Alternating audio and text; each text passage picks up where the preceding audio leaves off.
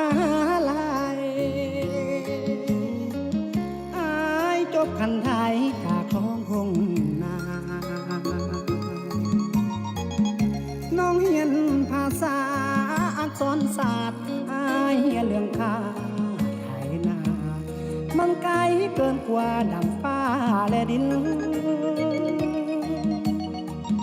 น้องนั่งรถเก่งฟังเพลงเปิดแอร์อายนี่นั่งแต่หลังควายฟังเสียงนกกาน้องกินอาหารเมืองนอกอายกินผักนอกกับแก้วปลาบ่อาจเอื้อมหาน้องมาคู่เคียงกายแสนไกลที่จะไฟคว้าน้องสูงเพียงฟ้าแต่อายนี่ต่ำเพียงดินจะขออยู่อย่างคนจนบ่ขอดิ้นรนฝันไฟทวินย่าน้องอยู่พินเสียเกียรติศักดิ์ศรีอายเกิดมาจนต้องทนทำใจคงบ่มีใครสนใจผูกมิตรไมตรีจึงได้แต่เศร้า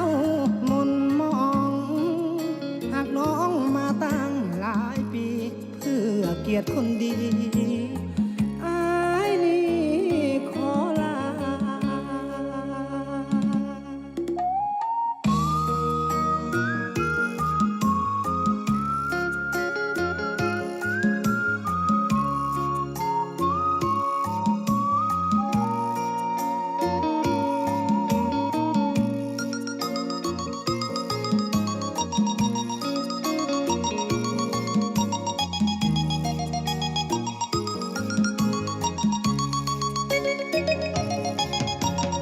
กายแสนไกลที่จะไฟคว้า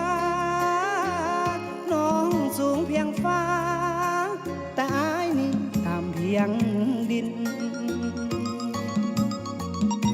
จะขออยู่อย่างคนจนบ่ขอดิ้นรนฝันไฟทวิน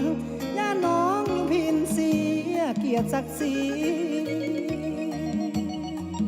อายเกิดมาจนต้องทนทำใจคงบ่มีใครสนใจผูกมิตรไมตรีจึงได้แต่เศร้ามนมองหากน้องมาตั้งหลายปีเพื่อเกียรติคนดี